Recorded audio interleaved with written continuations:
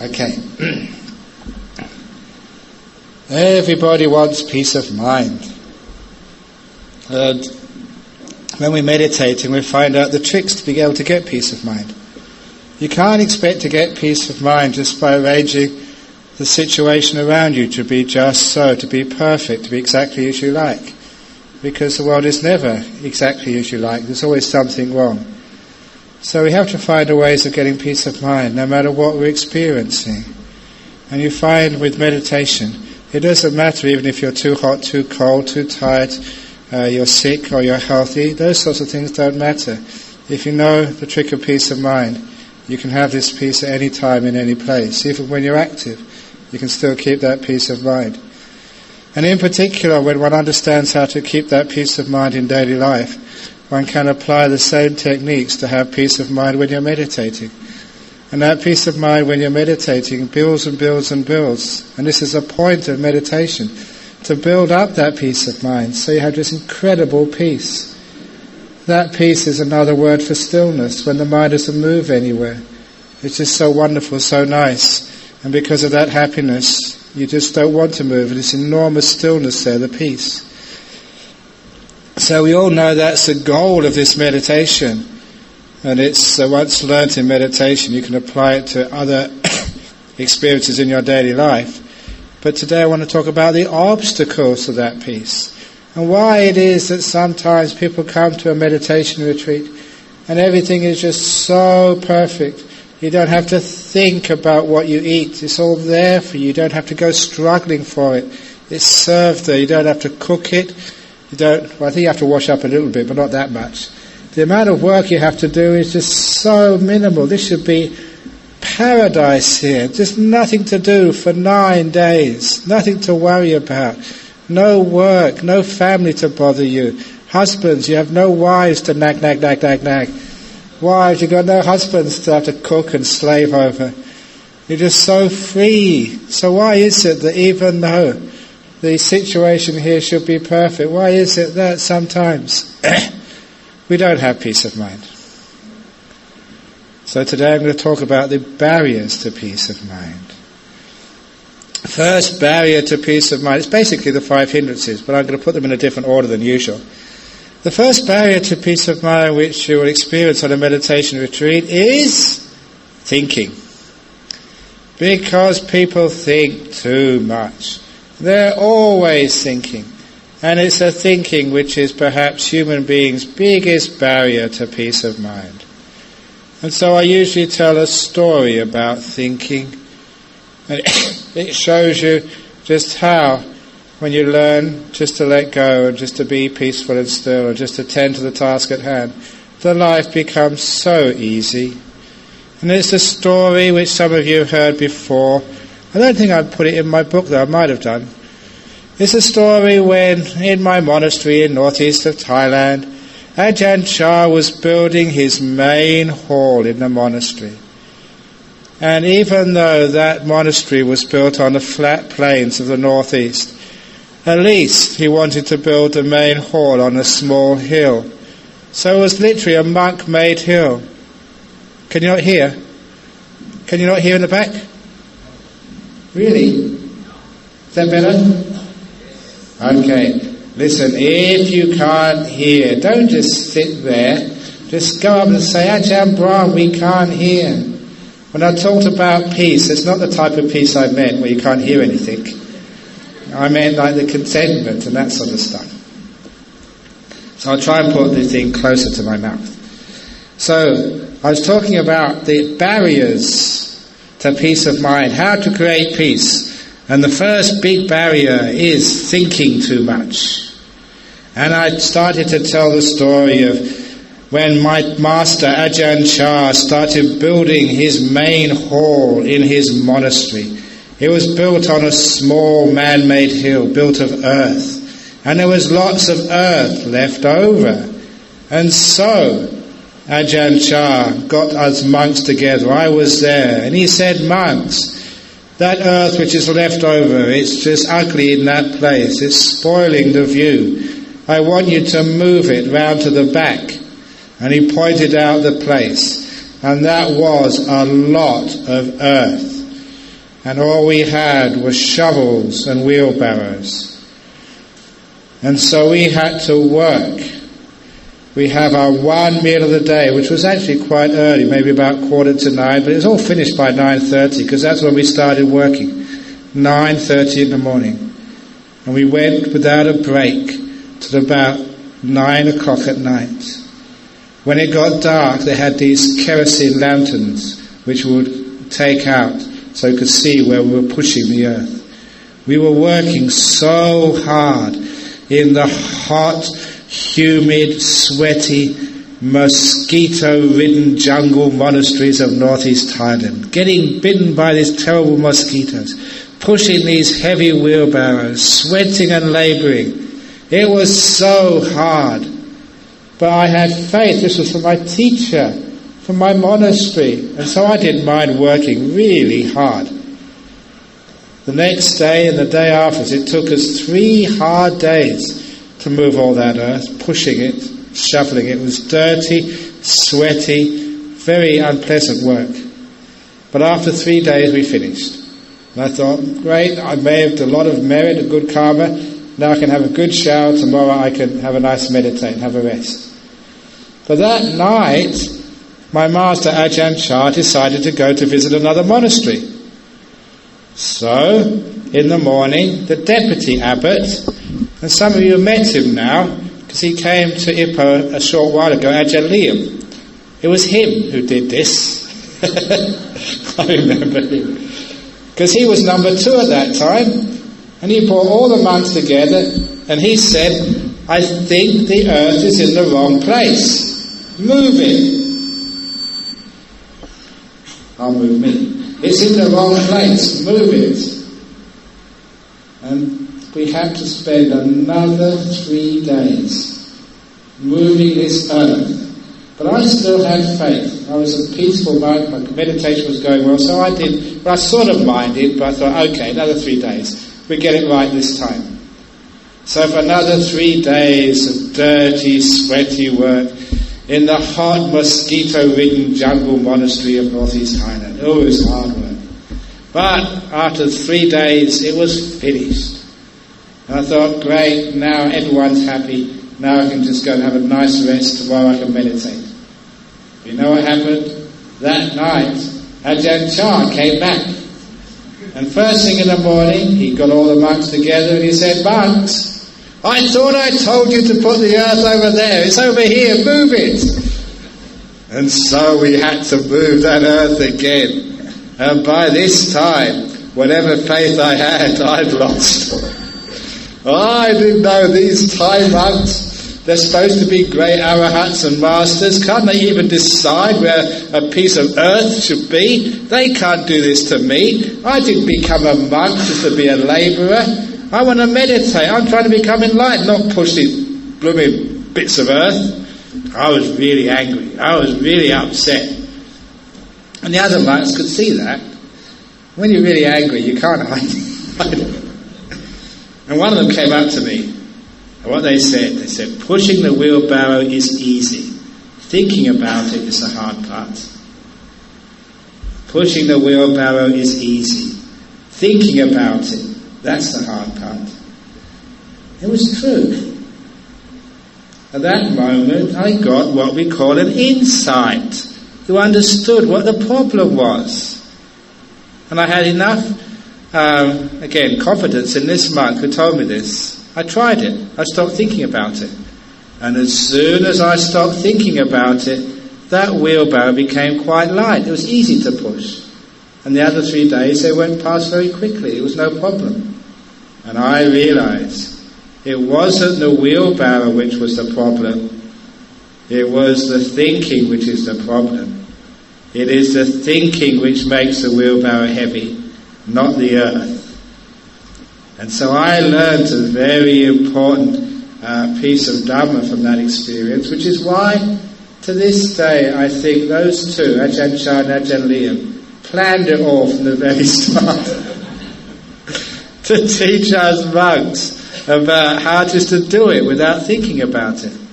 Now that's the same with your meditation. Why can't you just do the meditation instead of thinking about it so much? You say, just sit there and just watch the breath. Easy. Just don't think about it. Just doesn't matter just how many days and hours you have to meditate. Just you only got this moment, just go and do it. Stop thinking about it. Stop thinking, oh my goodness, I've got all afternoon, I've got to meditate. Another 5 hours, oh, what am I going to do? I can't go to sleep because I can't go, I lay down but I can't go to sleep. I walk, I get tired. I sit, I get bored. Oh, what am I going to do? Stop thinking about it and just do it. Just sit there and shut up. That's basic meditation. Sit down, shut up, be mindful. That's my meditation teaching in brief. Sit down, shut up, and be mindful. But so many people find it hard to stop thinking.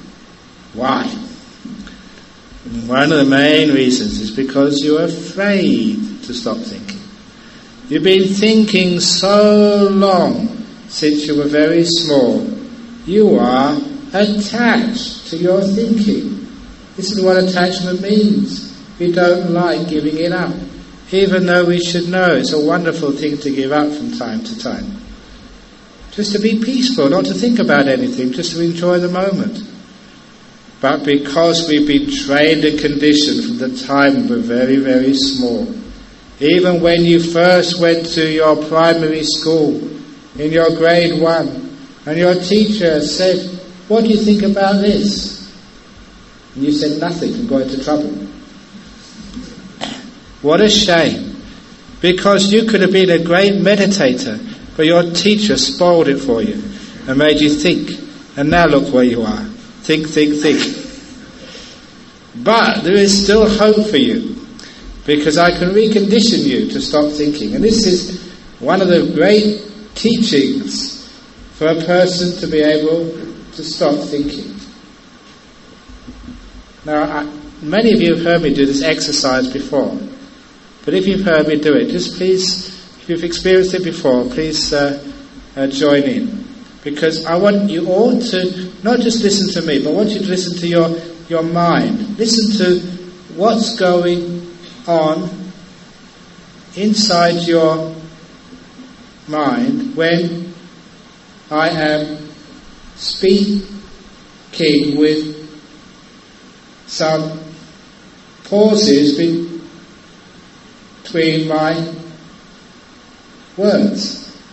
What's going on in your mind? You were quiet. You weren't thinking. You were silent. Because you were waiting. And you never knew when I was going to say something next.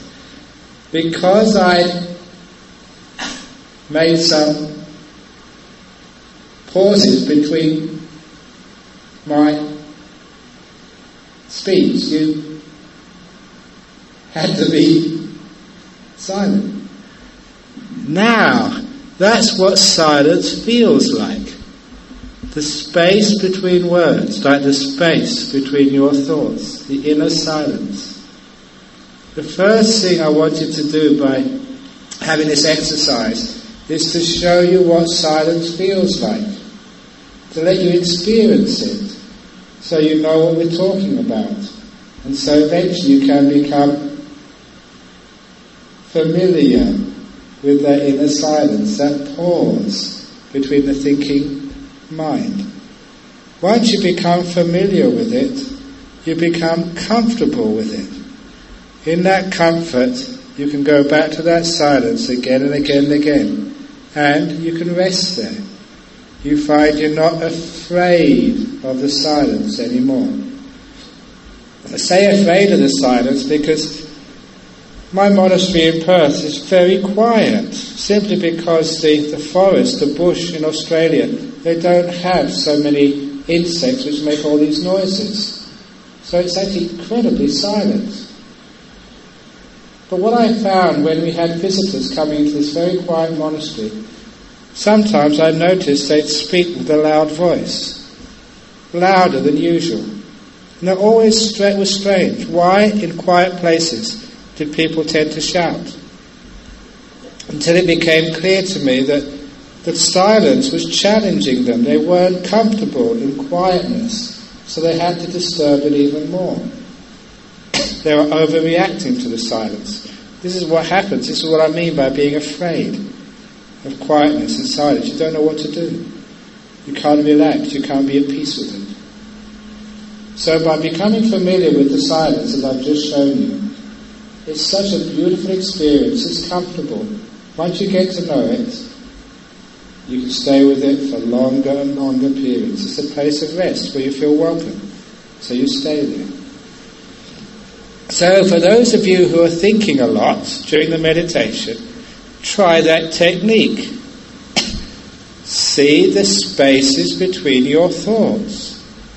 There's always spaces between your thoughts when one thought has ended and the next thought is yet to begin, but we don't tend to notice them. When you notice them, you find they're there. You can go to that silence between your thoughts. You find that space grows and grows. The silence becomes bigger than the space occupied by the thoughts. In the same way, you can come into a hall like this. So what do you notice when you come into this hall? You can notice the Buddha statue, you can notice me, all the yogis here, the walls, the fans. But how many of you, when you come in here, notice the space which is between each of the yogis? The emptiness which surrounds and embraces us all. In this hall, there's much more space and emptiness than there are things. But we tend only to notice the things. In the same way, in your mind, there's much more emptiness than there are thoughts. But for the time being, you've only begun to notice your thoughts, the objects in the mind, not the space, the silence which surrounds us in between the thoughts. All it is a change of perception. In this room, not noticing the things, but the space which surrounds everything. In your mind, not noticing the thoughts, but the space and the emptiness which is between and surrounds all of your thoughts. Then you know how to turn to the silence. Once you can establish that silence in the mind, that peace, that ability just to listen, then all the other parts of meditation become so easy. The silence is the most important barrier or rather the thought is the most important barrier to overcome, to enter the silence of the mind. Because in the silence of the mind there's lots of contentment. You can't say anything, you can't do anything. You're just silent, you're just watching. You're not talking back to life. You're observing it. And you're observing it without measuring. One of the other obstacles and barriers to peace of mind is measuring. Why do we always measure and compare? Try to do a meditation where you don't measure or compare at all. Is this a good meditation or a bad meditation? How on earth can you say? What are you trying to compare it with? What's your standard of measurement for a good meditation or a bad meditation? It's just a meditation, that's all. When you don't compare your meditation, then you have no destination, no goal anymore. This becomes good enough. All this comparing, first of all, this measuring. The first measurement we make is the measurement of time. What does time actually mean? When we meditate, time can be a huge barrier to success in our meditation. Because what happens with time, many of you start to think, how many hours can I sit in meditation for? As if this is some exercise to get in the Guinness Book of Records, to see which yogi can sit for the longest period. Now you don't get in any record, you don't get a medal for sitting down long periods. As I said yesterday, if that was the case, the chickens would beat you meditate, because they can sit on these eggs for days at a time without moving. So it's nothing to do with how many hours. Don't measure the time. If you start measuring the time, that's when we start to get tense. That's when we start to get frustrated, irritated, because we think, how long do I have to bear with this? How many more minutes until I can go to bed? How long do I have to endure this? All of this is just because we allow time to dominate our consciousness. We start measuring things. When you stop measuring time, you can't control time anymore. This is an insight which I got when somebody reminded me of a saying of Lord Kelvin. He was a philosopher and an engineer in the UK some 200, 300 years ago. 400 years, 350 years ago, I think. If there's any engineers or scientists here, you know that he gave his name to a temperature scale of absolute zero, the Kelvin scale of temperature. Minus 273 degrees centigrade is 0 degrees Kelvin. Absolute zero. But he was also a philosopher and a founder of modern technology. Because he famously said, if we want to control nature, first of all, we have to learn how to accurately measure it first of all. And as any scientist or engineer knows, accurate measurement has to come first. When we can measure things, then we've got some way of controlling it. When somebody asked me that, I turned it around and said just how profound that is, but let's turn it around. If you stop measuring, you can't control. There's no way, no means to control when you stop measuring. When you stop measuring time, you're letting go of time. You can't control the passage of time. You can't control the flow of your consciousness through time. When you let go of measuring, time disappears. Because what is measuring anyway? How long am I going to give a talk for? I don't measure it anymore. All measuring is some distance from the present to the future, the past to the present, or the past to the future. All those things we don't need to consider when we're meditating.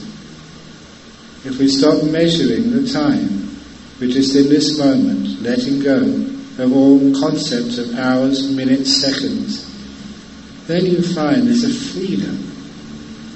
There's a freedom of not being a control freak in time. How many of you get so tense and worried about whether you're going to make it in time? You're worried whether you're going to make the aircraft in time for your plane back to Perth. I have to worry about that because some of my disciples in Singapore deliberately take me to the restaurant first of all, give me a breakfast, start talking to me. When I get to the gate, say, look, I better rush, the plane's leaving. They start taking photographs. It's sort of a plan to make sure I miss the plane so I can give another talk. That's what I think anyway. They come close a few times. I've been the last one back on the plane, but I've always managed to make it so far. But why do we get worried about time? And why does that give us so much tension and lack of peace? And we start worrying about what is going to happen next. Do you want to know what is going to happen next? Shall I tell your future for you? You know there are some monks who can tell futures. And Ajahn is a famous monk. I put this story in my book. Only once has he told somebody's future. It was a disciple of his who had been looking after this master for so long. He said, Ajahn, read the lines on the palm of my hand. Tell me what my future's going to be. I know you can do it. And Ajahn said, look, I don't do that. I'm a good monk. But this disciple would not give up. He said, look, I've given you so much food over all of these years. Sometimes I've taken my time off work to drive you to the station or drive you to appointments. I've lost so much money looking after you. It's the very least you can do to read the lines on the palm of my hand. I know you can do it. And so Ajahn Chah, for the only time in his life, gave in. He said, okay, I will tell your future. And so this man was so excited. He gave Ajahn Chah his palm. And this master Ajahn Chah, with his finger, started tracing the lines on this man's hand. He traced them very slowly because he was concentrating. And every now and again he would pause and say, "Ooh, that's interesting. Look at that. Now that is significant." And this man was getting more and more excited. He couldn't wait for Ajahn Chah to finish so he could find out what his future was going to be. Because Ajahn Chah was never wrong. And he wasn't wrong. Because when he gave his hand back, and the man said, "Yes, well, what's it going to be? What's my future going to be?" Ajahn Chah replied, "Sir, your future, yes, and I never make a mistake. I know, get on with it. Your future, sir, is uncertain." And Ajahn Chah wasn't wrong. He was winding him up all the time to teaching some Dhamma. The future is uncertain. No one can tell what is going to happen next. No one. So because of that, why do we worry about what's going to happen next? You don't know whether the next moment you're going to be fully enlightened or drop dead. Who knows what might happen next? So, we don't worry about the future. We don't measure it. Instead, we stay in the present moment. Not measuring or comparing this moment with any other moment. This moment is completely unique, original, by itself.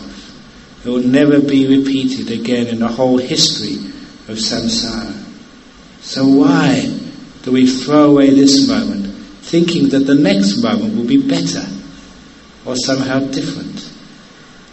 I've told you before that Nibbana, enlightenment, lies right in this very moment you're looking at now. But you just can't see it. You're not going deep enough into this moment.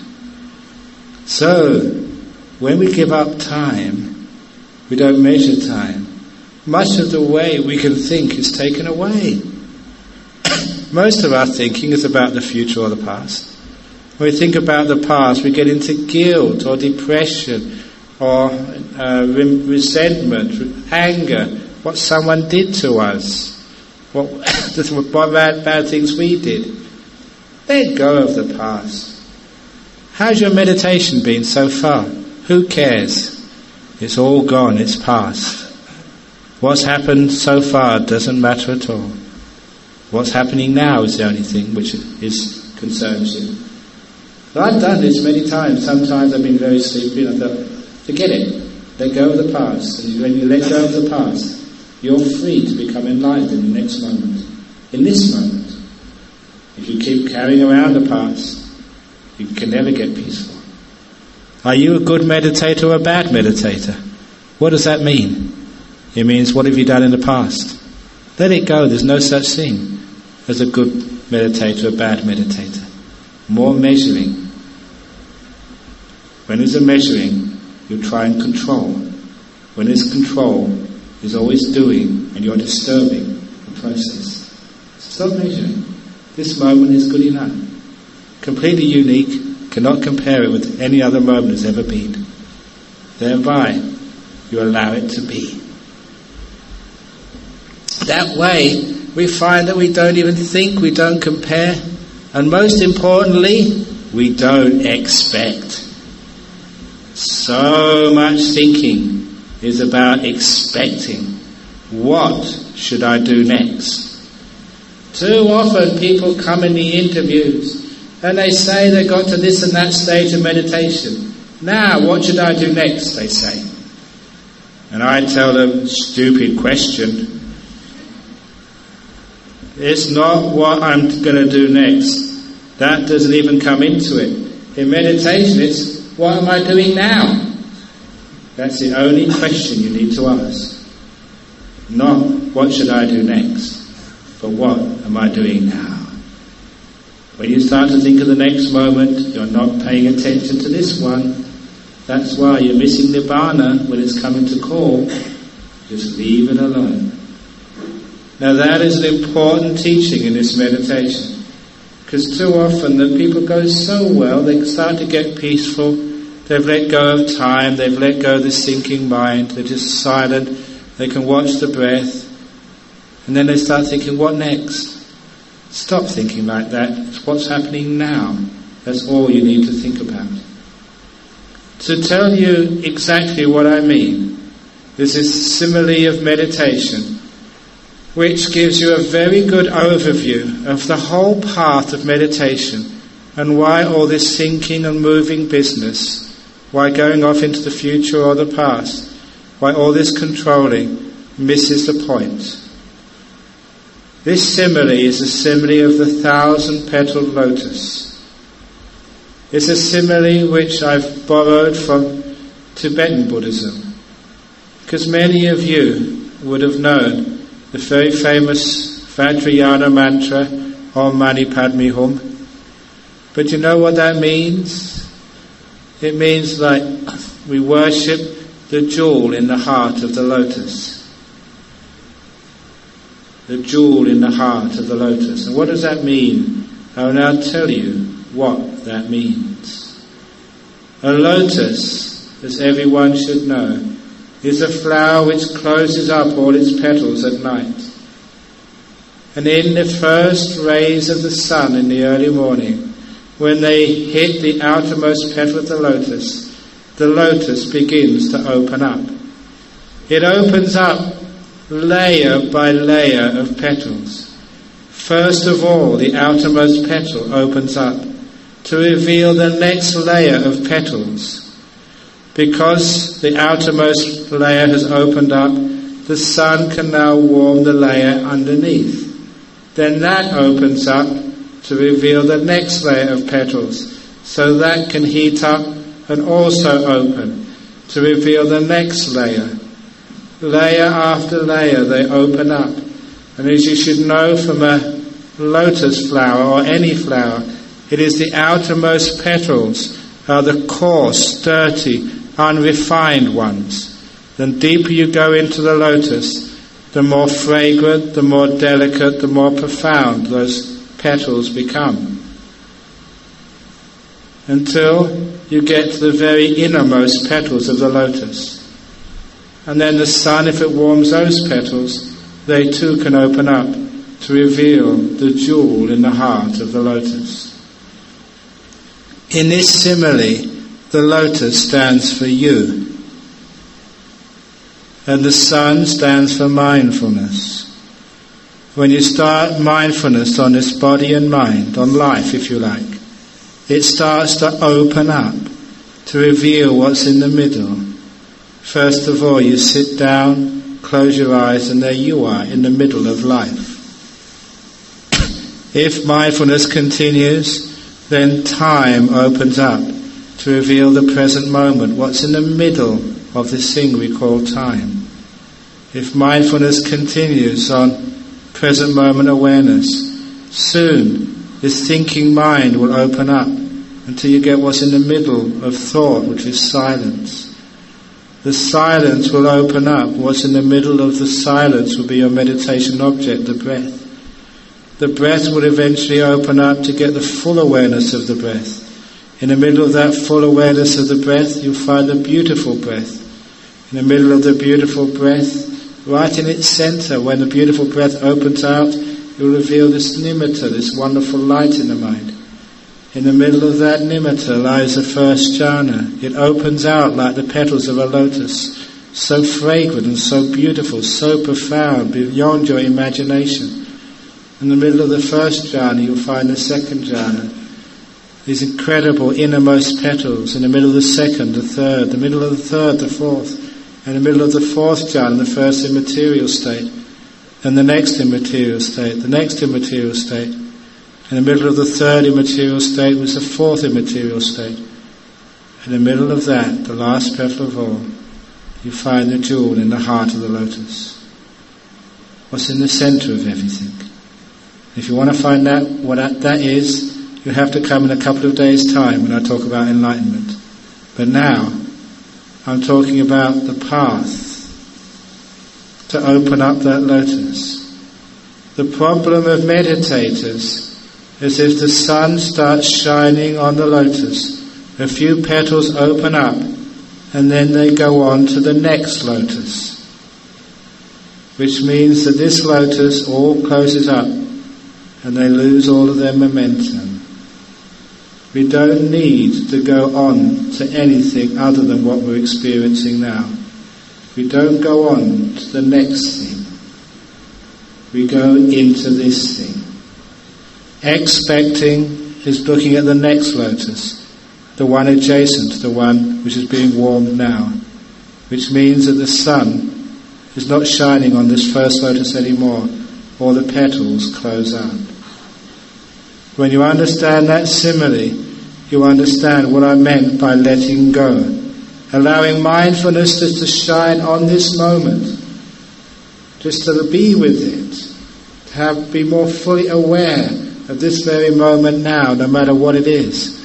Not to expect anything, not to think, now I've done this, I've got to do something else. You're doing the right thing already. Just be still, relax, shut up, be mindful. Don't go anywhere, don't move. Because it's the moving which is the barrier to the peace of mind. We always are managers, we interfere with the process. We can't leave anything alone, we're backseat drivers.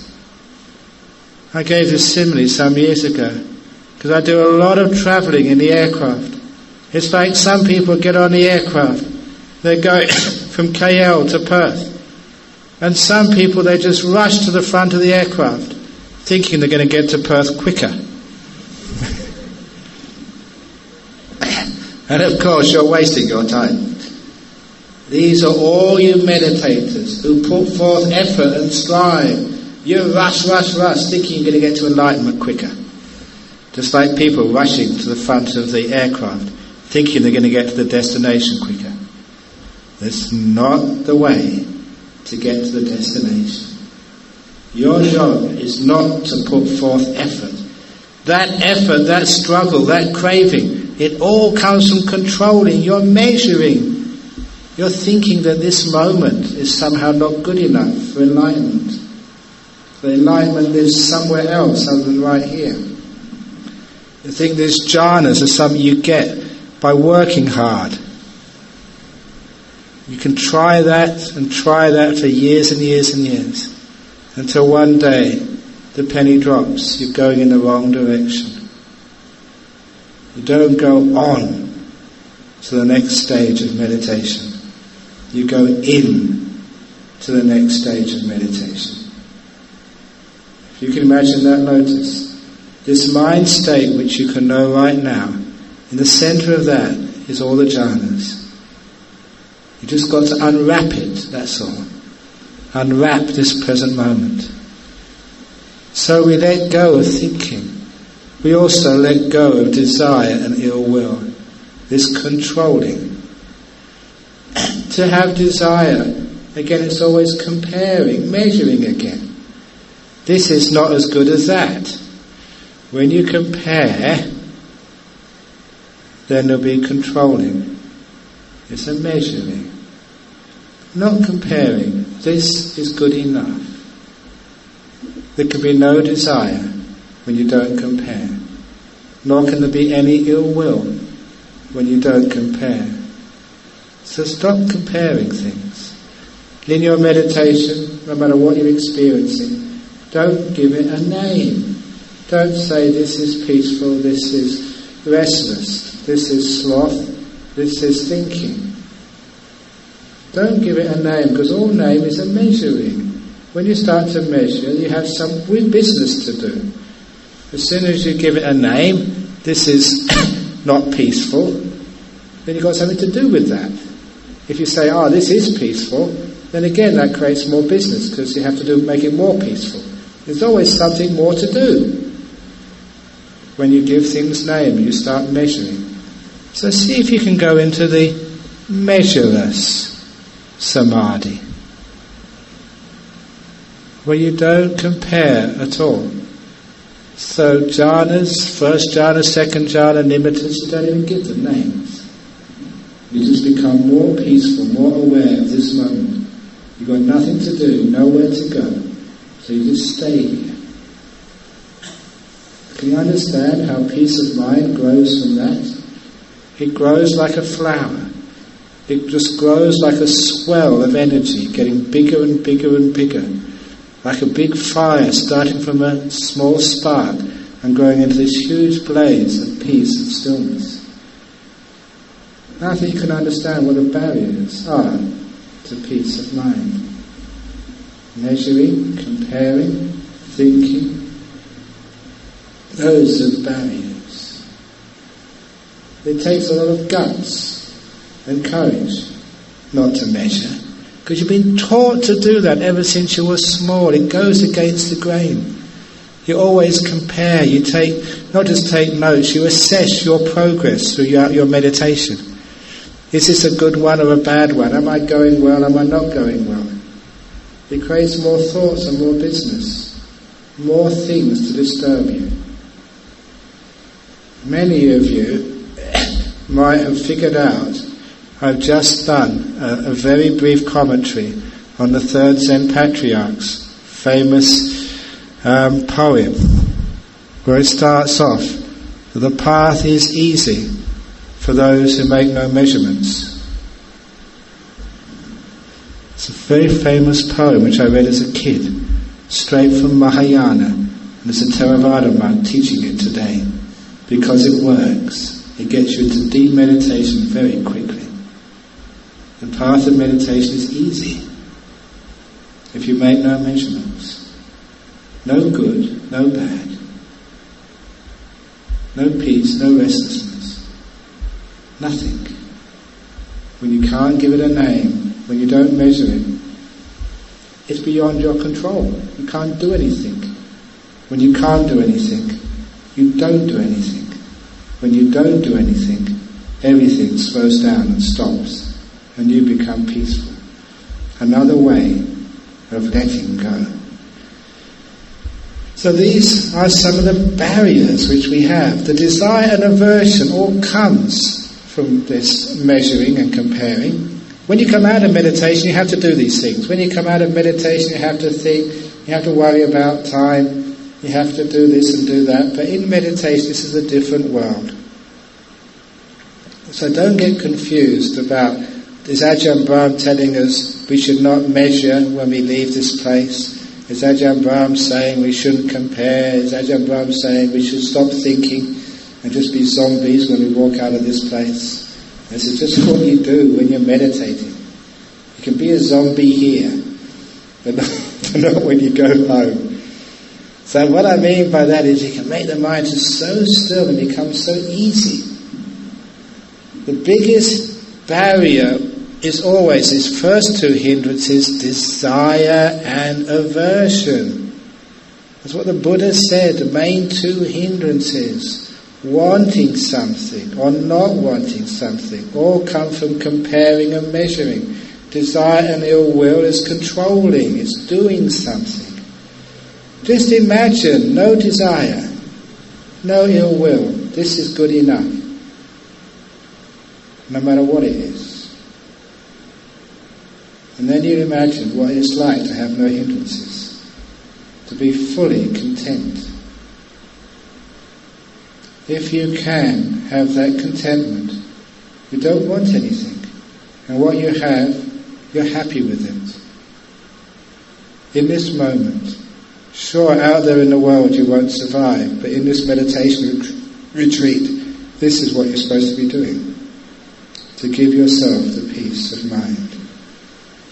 No desire. When you're meditating, you're trying to get something. Are you desiring? When you're meditating, have you got aversion? You're not happy where you are. You want to be somewhere else. You're not happy with your sloth and torpor. You want to be into jhana. You've heard all these great blissful states. Yeah, that's what I want. Desire, desire, desire. Ill will, ill will, ill will. Those are the essential barriers. When you start to have desire or ill will, that's where the thinking starts from. It's what I call discontent. So see if you can build up this contentment in the moment. A great way of doing that is by not measuring. This is good enough. I can't compare it with anything else. You're content. For those of you who've got a wife, if you get one of these glossy girly magazines and compare her to the girl on the front cover, then you're not content with her anymore. Only from comparisons do we get discontent. If you look at your husband, look at someone who's earning twice as much, who's just really beautiful, like Richard Gere. I mention him because we're inviting him to our conference here in Perth next year. So we're inviting Richard Gere to come to the 4th Global Conference on Buddhism, which I'm organising. So you girls, if you play your cards right, you could be the chauffeur who picks them up from the airport. You going to come? But sometimes when we compare our husband to Richard Gere, we think, what did I marry him for? And that's where you get ill will, desire. So it's always from comparison that we get these business to be done and movement of the mind. When you're content with your partner, you're at peace. So we look at contentment. And the great thing with contentment is you can be content with anything. This is one of my famous stories, and I don't mind repeating this many times because this is powerful. Little story where one of my monks went to go and teach in jail, in a top security jail in Perth, a new one. After teaching there for many weeks, the prisoners asked him to stay back. They wanted to give him some tea and have a chat. And so when they were giving him some tea after the meditation class, they started to ask him, what is it like in your monastery? And he started to explain life in a forest monastery in Australia. He said, we get up at 4 o'clock in the morning. The prisoners said, what? 4 o'clock in the morning? Even in prison you don't have to get up at that time. But then what do? Can you have some breakfast? No, you have to wait till at least 6:30 or 7 o'clock before you can even have a cup of tea. What? You can't even have a cup of coffee? No. What do? Listen to the news, watch the movies in the early morning? No, there's no television or radio in my monastery. What? Said the prisoners. Even in jail you're allowed a TV. But what do you have for breakfast? Can you have bacon and eggs? No, they said, maybe some cereal, if you're lucky. And then what happens? Then we have to work, like I just explained, pushing wheelbarrows of earth all morning. They never get us to do that, says the prisoners. We'd riot. But then what happens?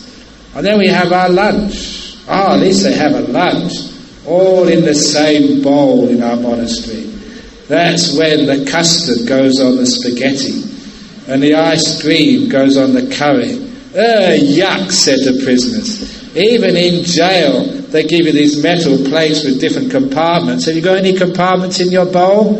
No, it all gets mixed up. That's disgusting. So what do you do in the afternoon? Can you play sport? Play some tennis or soccer? No, the monks can't play any sport at all. Can you listen to some CDs? Play some music? None of that. Any sex? Of course not. We're monks. And what do you do all afternoon? We just meditate. Meditate all afternoon. That must be boring. At least you can have dinner in the evening. No dinner. No supper. Oh, that's terrible. What do you do in the evening then? Can you play cards? Or play video games? No cards. No Monopoly, no video games. We just meditate. That's just too much. But what time do you go to bed? Maybe 10, maybe 11. Most of the monks sleep on the floor. On the floor? They don't even give you a cot or a bed to stay on? No, it's on the hard, cold floor. And when the prisoners heard how ascetic it is in a monastery like mine, they were so upset. They were so disappointed. They had so much compassion to their friend, the monk, who had to endure such hardship, that one of them, forgetting where they were, said, "That's terrible in your monastery. Why don't you come in here and stay with us?" They invited him to come and stay in jail. And it's true, a jail in Australia is far more comfortable than my monastery. So do the monks in a monastery feel like prisoners? Is it a prison for them? And the answer, of course, is no. There's a waiting list to come and join my monastery. They're just trying to come in. In a monastery, they're trying their hardest to get out. So when I heard that, an insight occurred. The difference between being in prison and being free. The difference between being in prison and being free is any place you don't want to be becomes your prison. Doesn't matter how comfortable or austere it is. If you don't want to be here, you are in prison. If you don't want to be in this retreat, this temple is a prison for you. And it feels like a prison. If you don't want to be sitting on your mat, but you want to sort of go to bed, your mat is a prison. If you're in a relationship with your partner, you don't want to be there, your relationship is a prison for you. If you're in a job you don't like, your job is like a prison. If you're in a body which is old and sick, maybe hurting, and you don't want to be here in this painful body, then your body is your prison. Any place you don't want to be feels like a prison. In a monastery like mine, it is austere, it's not comfortable, but everyone wants to be there. That is why they feel free. Any place you like to be, you feel free. If you're happy to be here, in this moment, you feel so free. So how do you gain freedom from your partner? Do you have to get divorced? Is that the only way to escape the prison of an unpleasant relationship? And of course the answer is no. Change, doesn't matter how austere that relationship is. As soon as you change your attitude and you want to be here with that person, then you feel free. As soon as you appreciate the work you're doing in your job and you're happy to be there, then you feel free. As soon as you're happy to be sitting on your meditation seat, this is good enough, then you are free. You are content. You have no business to do. Then you have peace of mind.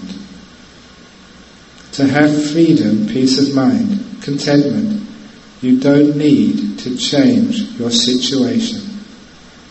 You just change the way you look at it. That's all.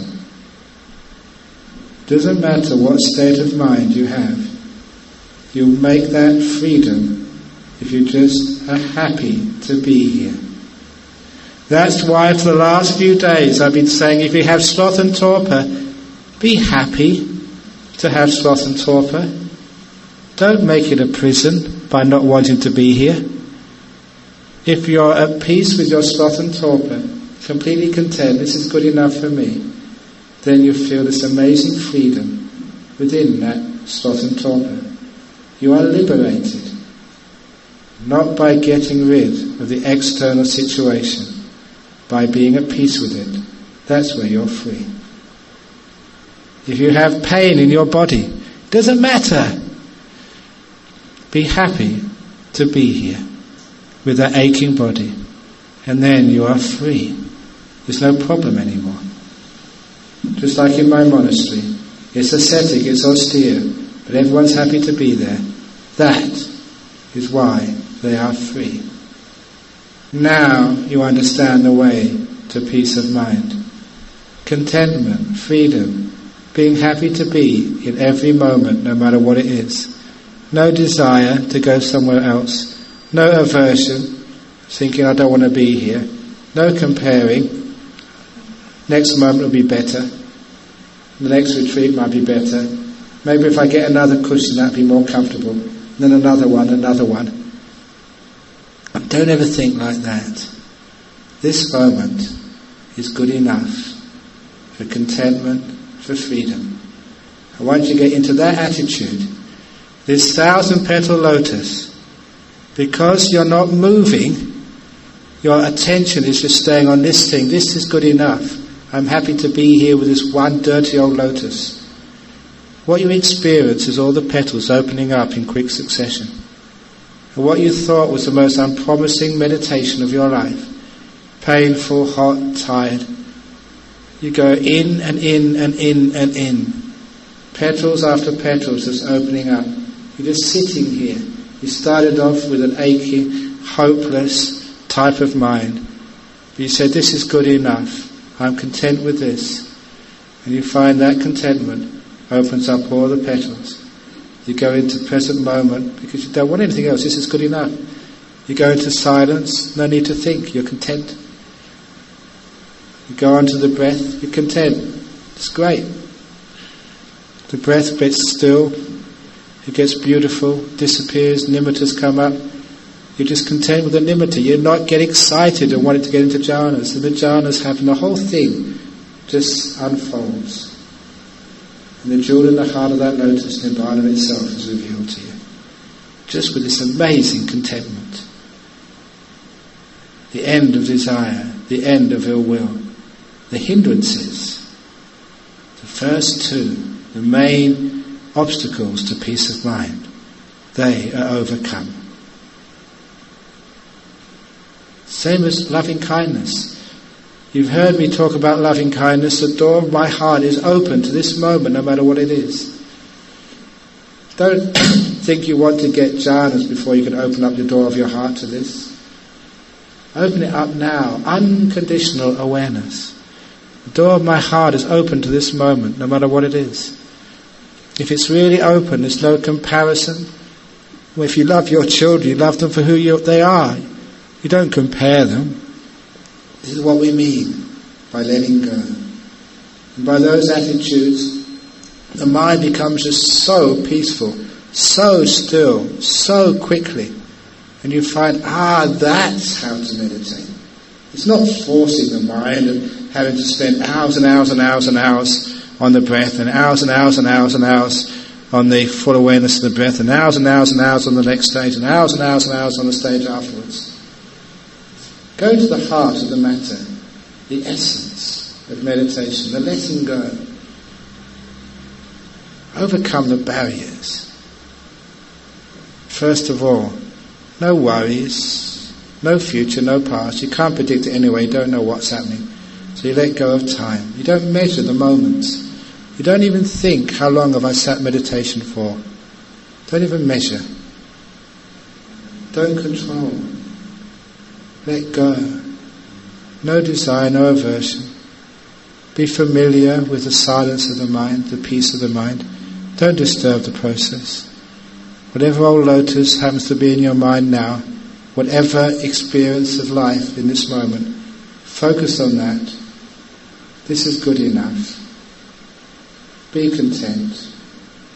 Feel free. You don't want to get anywhere else. This is good enough for me. And you'll find the mind gets so peaceful, so still, it will blow you away. And you find just how easy it is to meditate, how blissful the mind can become when all those barriers of controlling, managing, interfering are all taken away. You just let go all the way into Nibbana. Wow, I didn't know it was so easy. That's how to overcome the barriers to peace of mind. Okay, So where we go? Any questions about this evening's talk? Was it a good talk? No, you've compared again. That was a trick question, and you'd... Yeah, in the back.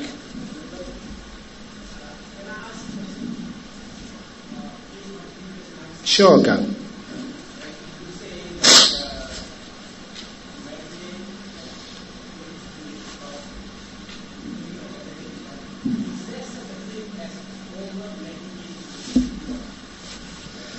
Is there such a thing as over-meditating? Now, if you're meditating in the correct way, you can't meditate too much. You can't become too enlightened in this world. There's not enough enlightened people in this world. We can do with a few more of them. If you're meditating in the correct way, there's no such thing as over-meditating. But sometimes there's over-controlling in your meditation, where people strive so hard, they force the mind too much. Because of their forcing, they do get tense. And when I see people getting tense in meditation, I think, come on, look, you're missing the point. Meditation is supposed to be relaxing the mind, making it peaceful, making it still, getting up, getting rid of the stress, not adding more stress onto life. So if you come out of a meditation, you feel so relaxed, so at ease, so loose, so free, so content, so still, you're going in the correct direction. And you can't overdo that path. And it's great for other people as well. Remember that it's not just your own peace of mind, it's giving peace of mind to the people who have to put up with you, who have to endure you. Because if you're not peaceful, you're just a pain in the neck because of all your demands and stuff. When you're really peaceful and kind and soft and lovely, you're great to be around. So sometimes we meditate for the sake of all other beings, to give them a break from our greed, hatred and delusion. Does that answer your question? Is that what you're asking or not? Please ask again. Go on.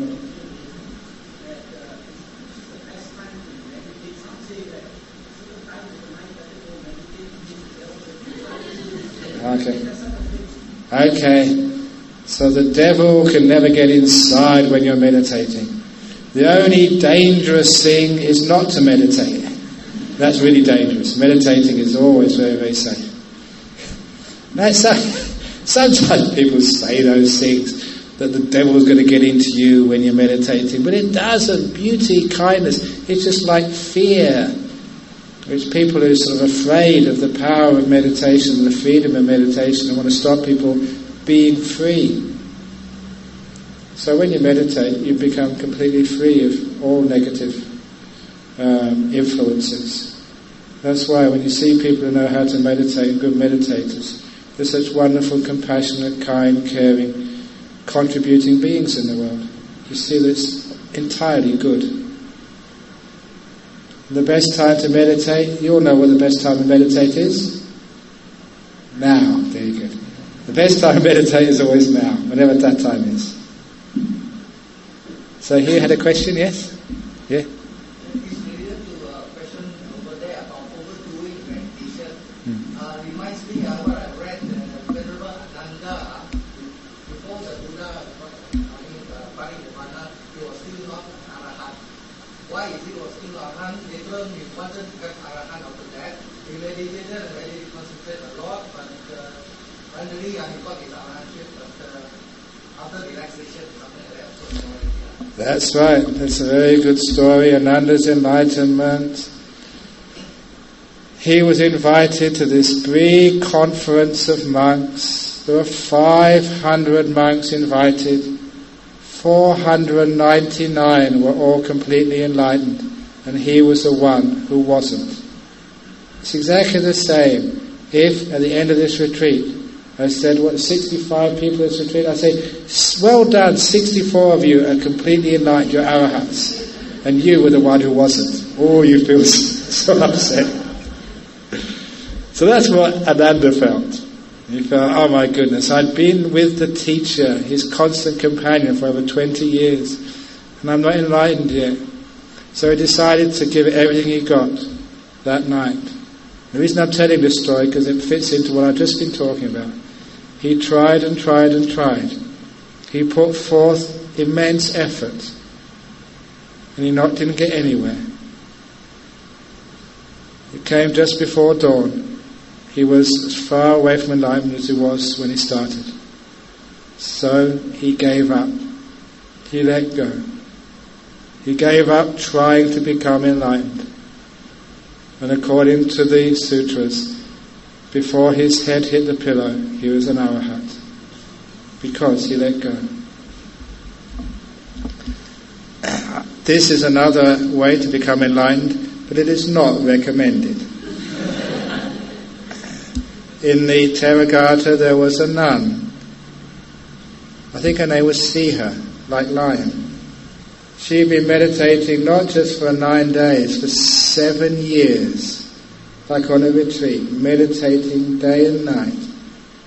And she said for 7 years, never once did she get any peace of mind. Never once in those 7 years. Now you know what it might be like for you after 9 days, you'd start complaining. 7 years. So she did not want to go back to the lay life. So she only had one choice, suicide. She got a rope and she went into the forest.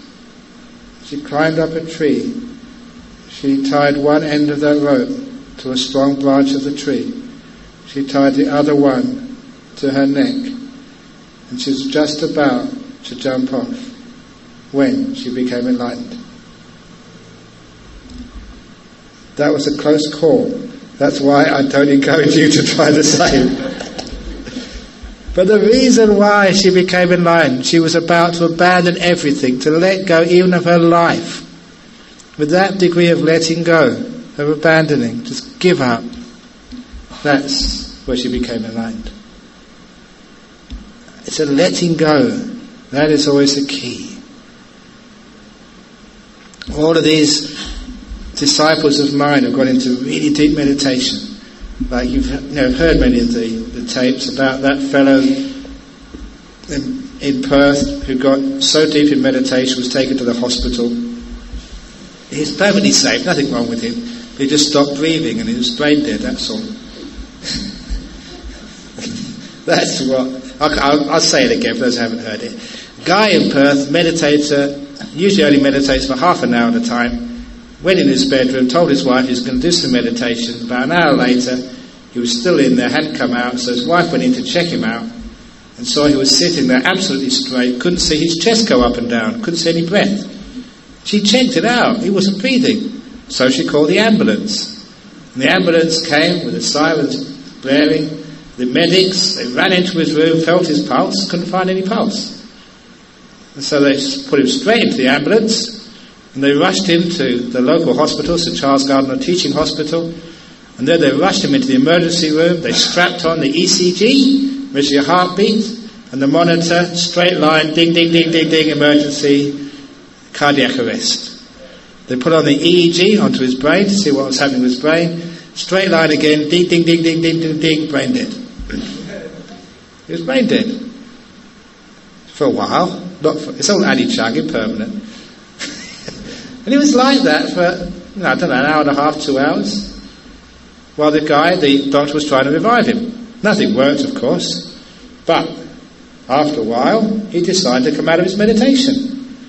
And from laying back, he sat up and said, where am I? I was in my bedroom. This isn't my bedroom. What's going on? And as soon as he came out of his meditation, the ECG was perfect, the EEG was perfect.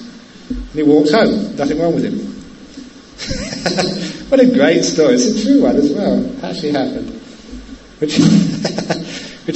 the thing was, I asked him afterwards, when he came and told me that, it's a great story. I asked him, and I knew what his answer would be. It's one of these questions you ask. You know what meditation's all about. What did you do? I said. How did you get into such a deep state of meditation? And his reply, standard reply, was, for the first time in my life, I really let go. That's what he said. The first time in my life, I really let go. You push the letting go button, and that's what happens. Really let it go. And I spent the last hour and 20 minutes just explaining what letting go is. Just not comparing. Being content. This is good enough. So you're free no matter where you are. You let go of all this wanting. Let go of, no, this is not good enough for you, aversion. Sit here, this is good enough. Not thinking about it, just watching. Not doing it, not managing. Just letting go. Allowing your mindfulness just to watch the lotus and not move from it. It just opens up all by itself. It's a beautiful natural process. One of these days you will press that letting go button. Boom, boom, bam, bam. All these things open up. You get into such peaceful, beautiful states of mind. And then what will happen after you've done that once? You'll want it again. I want to do that again. And you forget about letting go, and it'll be desire, desire, desire, want. That's usually what happens. The first time you have a deep meditation experience, you don't get it again for many years because you try to get it back. And all that trying, all that craving, all that wanting, all that struggling is the very reason why it doesn't happen. And when you get it back again, you realize that letting go is the path. Great insights come up on what craving is, what attachment is, what doing is, what are these hindrances. You only know those hindrances when they've gone. That was what the hindrance was. Now it's gone. You're in these deep meditations. So you get all the insights just flow. You can't miss them. So these are the barriers to peace and bliss. And an ecstasy which is not a prohibited drug, but which is a power of the mind. Any other questions? Yes.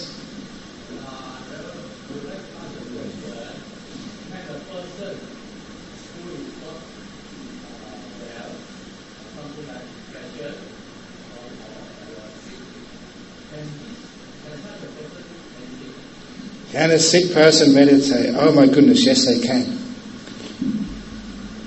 I know from personal experience, there was in my, I think it was the second year as a monk, certainly in my years as a monk in Thailand, I think it was the second year as a monk. Like many of the monks in this monastery in northeast Thailand, I was very sick with a fever, which eventually I found out was scrub typhus. The history of this fever, this was in Wat Nana Chat, in the monastery Ajahn Chah told us Western monks to go to learn, not just how to be monks, but how to run monasteries. All the local villagers had a natural immunity to these little mites which lived in the forest, which once they bit you would spread the scrub typhus virus. However, because we were Westerners, we didn't have that natural immunity, and so just about all monks got the scrub typhus after a while. But being one of the first monks there, I was one of the first to get the scrub typhus. No one knew what it was, and it was a very heavy fever, and so you got taken to the local hospital and put in the monks' ward. Now, this was over 30 years ago in northeast Thailand. At that time, Thailand was a third world country, and the northeast was the backwaters of that third world country. And the monks' ward was for the tough guys. So that was a tough hospital to be in. The first evening I was there with a drip in my arm, feeling just so weak and tired. After 6 o'clock, the nurse on duty walked away.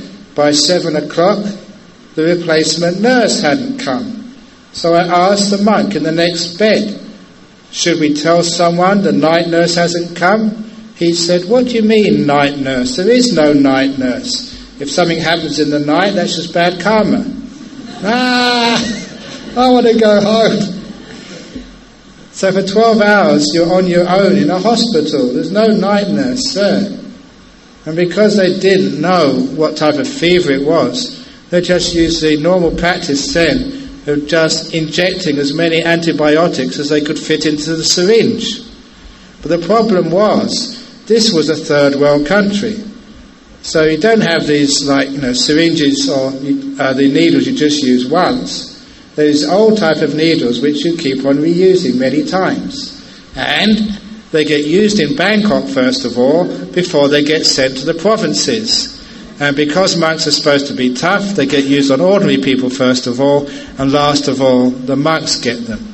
And so the nurse who used to inject me twice a day, in the morning and afternoon in the buttocks, was this big nurse who was built like a water buffalo, because she had to be that strong to stab this thing in your backside, and that hurt. And even now as a monk, twice a day, you see this big nurse coming in. Oh no, here we go. Bang! Ow! So it was very unpleasant. And you had this terrible fever. And it was, you were so weakened that I remember when you used to go to the toilet, there was no bedpans. You had to just try and get to the toilet by yourself. It was like climbing Mount Everest. Because my bed was about 5 or 6 beds away from the toilet, you would actually stand up and take another 5 minutes to steady yourself before you literally lurched to the next bed and grabbed on before you fell over, until you got some more energy to make the next move. I'm not joking, it was about half an hour to get to the toilet, because no one was able to help you. And when you got to the toilet, you stayed there a long time to make sure you got everything done, because you weren't going to do this more than once or twice in a day. And that's how weak you felt. And the reason I tell this story without exaggeration, I try not to exaggerate as a monk. The one day I was feeling so low, as a fever does. I was there about 3 or 4 weeks. You get so low with a fever, just all your energy gets burnt out. You feel so tired. I decided, right, this is it, I'm going to meditate properly. And I just meditated and got this beautiful meditation. The body all disappeared, nice bliss. And of course, the contrast was so great, because I'd just been really feeling awful, like you do with a fever. Sore buttock with this nurse. Then I got into beautiful meditation. When I came out afterwards, the first thing I did, interesting, was check my posture. My posture was all over the place. I'd never seen that posture in any manual on meditation. But it worked for me. That taught me your posture is not important. You can get in the deepest of meditations no matter what your legs are doing, no matter where your arms are, no matter what. But it also taught me you can get into deep meditation with a fever. With feeling really sick. You can do it. It's incredibly beneficial. The only people it's difficult, you've got to be careful when you're meditating, is anyone who suffers schizophrenia. Because schizophrenia is a little disease which is an imbalance of some chemicals in the brain. It works okay, you can be fine as long as you keep taking that medication which balances the chemicals in the brain. But if you have a schizophrenia, then sometimes in meditation, just because of the increase of mindfulness, the superpower of mindfulness, it exaggerates those delusions, and people go a little bit more crazy. So it's only if someone's got schizophrenia, you have to be very, very careful with them when they're doing meditation. If it's depression, there's no problem at all. Depressed people have a lot of fun in meditation. They get all the energies coming up, powerful mindfulness. They get so powerful that sometimes they can give up the medication, get cured. Depression is a great thing. If you got depression, come to meditation. So it's great to meditate when you're sick. Any other questions anyone has? I don't know about here, but I know that in many of the hospitals in Australia they have meditation rooms in the hospitals. Because they know that meditation is a great thing to do. It's not prayer rooms, just for meditation. It's not just Buddhists and the Christians get into it, everyone gets into it, because it's so well known that a bit of meditation, lessening the stress, relaxing, letting go, being peaceful, being at ease, is so helpful for any sickness which you have, or if you had an operation, for actually healing those wounds. It's just a plus whatever, for everything. That's why. Many of those little books which I've written, that little green book of the basic method of meditation, they keep leaving them in all the doctor's surgeries around Perth. And just for patients to learn some meditation. They're just Christians, Hindus, whoever. Doesn't matter. It's good stuff for how to learn meditation to relax. And all the doctors are really into it because they know it works. Yes?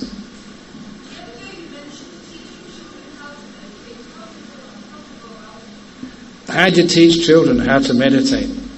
You have to do it for a small time first of all. You get them early when they're very young. They're natural meditators. Just learn them to sit down and just be still or just be quiet. Shh. There's actually many books about teaching children how to meditate, which are printed in the West. I know Kathleen MacDonald did one. She's an Australian girl. She's a nun now. Teaching children how to meditate. Kathleen MacDonald. But any of those books about teaching children to meditate are really good. All you need to do is to get the kids to actually to feel that peace, feel that stillness. Sometimes you can get them to do some visualization.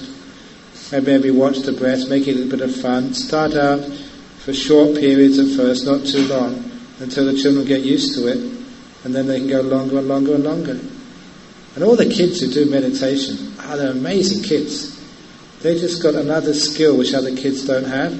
Their concentration is so good, they do well at school, and just socially, they're more relaxed. Because you can remember, even in adolescence, what it's like.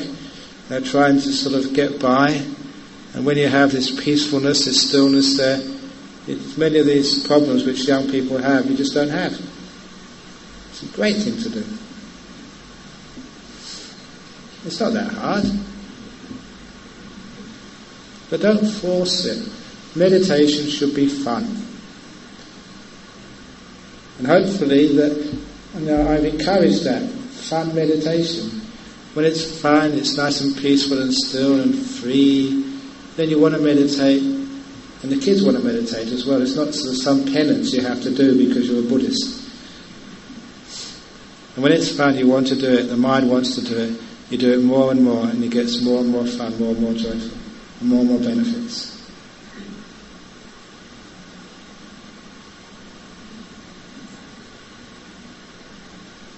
Yeah? How do you meditate daily while doing minor surgery? For example, at a dentist chair. Okay. Sorry, what was the last word? If example? For example, when you are at a dentist chair. Oh, dentist chair, yeah. I love going to the dentist because when I go to the dentist, they put all this stuff in your mouth. It's one time when no one can ask me any question.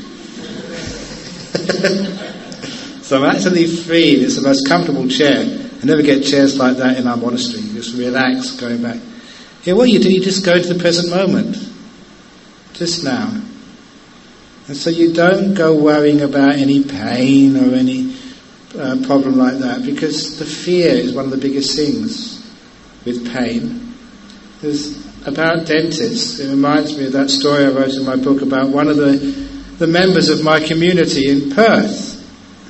He had very bad teeth, and he didn't like having the injections.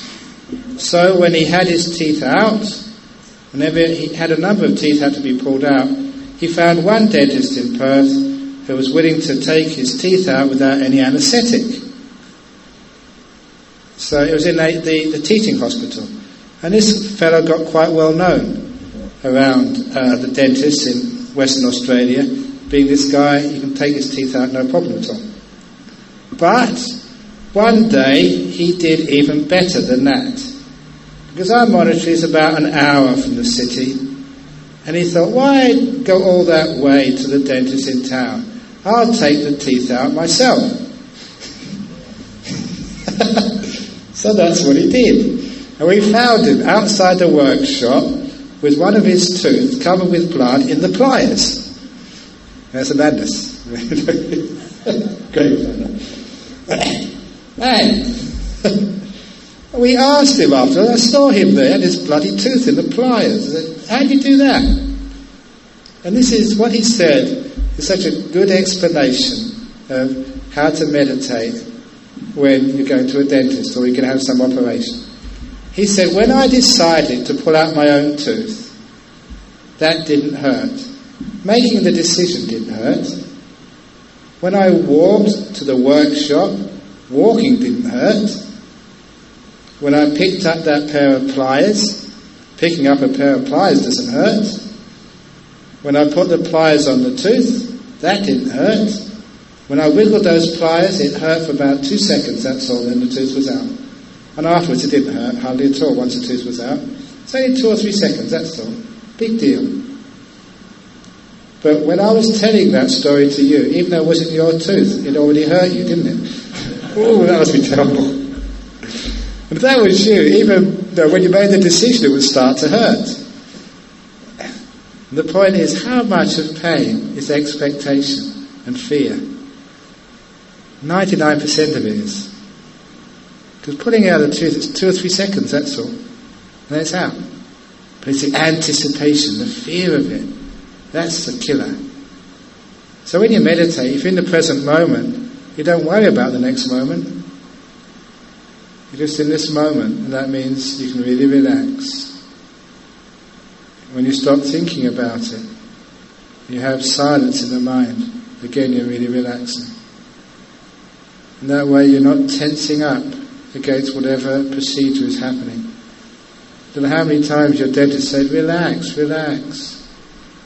Or just when you sometimes before you have the injection, you have to have a pre-op to relax you before you get the anaesthetic. Just, if you meditate, you don't need those things. You just relax with no fear, because you don't think about it. It's the same if you've got a child who's doing an examination. For many kids, doing A-levels or whatever is even worse than going to the dentist. And because they think about it a lot, they worry so much, that's why they never do well. If you teach them, be in the present moment, silence, then by the time they get into the examination room, only then do they start thinking about the exam. So they're relaxed, they're open. That's why they do very well. Does that make sense to you? I know lots of people have done that. I remember this one lady, she came and told me she was having an operation because she had cancer of the sinuses. And she said that she had a pre-op and anaesthetic, and she was being wheeled into the theatre. She was still absolutely fully conscious. The anaesthetic wasn't working, because sometimes it doesn't work, in some cases. And so she'd go, this is going to really hurt. They're going to start cutting me up soon. And she was so afraid. But then she remembered Ajahn Brahm's meditation. So she started letting go and just watching her breath. She did the counting of the breath. And she only got for maybe, breathing in 1, breathing out 2, breathing in 3, out 3. Just after a short while, that she just allowed the anaesthetic to happen, and she was unconscious. Just 1 or 2 breaths was all it took. But she said if she hadn't have done that, she would have allowed, the fear would have been stronger than the anaesthetic. So she did some meditation just as she was going in. And it was okay. Oh, there's another story. This friend of mine many years ago who was a monk, he was from the Bronx in New York. And he said his sister wrote to him this experience. She did a stupid thing. She decided to do her washing in a laundrette after work, late at night. In those days, 25 years ago, you just don't do that. So she was in there by herself, a young woman, when this big black man came in and told her to take her skirt down, pulled out a gun. She was about to be raped, and she knew that it was a stupid thing to do. She shouldn't go to those places at that time of night, just in that area. So she made a run for it, pushed the guy over, started running, but the guy quickly got up and shot her twice. And she said she was doubly lucky that she fell in a doorway banged on the door. Usually no one opens, but the owner opened that door, dragged her inside and called the ambulance. And they got her to the hospital. She survived, only just. But she said the reason why she survived, and the reason why the doctor said she survived, because they were very surprised she made it to the hospital. Because after she was shot, she started doing her meditation to relax. And said that meditation, which she did, just relaxing, letting go, being at peace, being still, saved her life after she was shot. Later they found that man who tried to rape her, he was a serial rapist who would always rape the woman and then kill her. So if she'd have stayed, she'd have been killed for sure. And there was a sister of one of the monks, and so she told the story and told how the meditation had literally saved her life. Powerful thing to be able to do. Sometimes it's a difference between being alive and being dead. You learn how to relax when it's really necessary. And also, you ladies, if you're having a baby, if you meditate, especially when you're in the labour, really relax.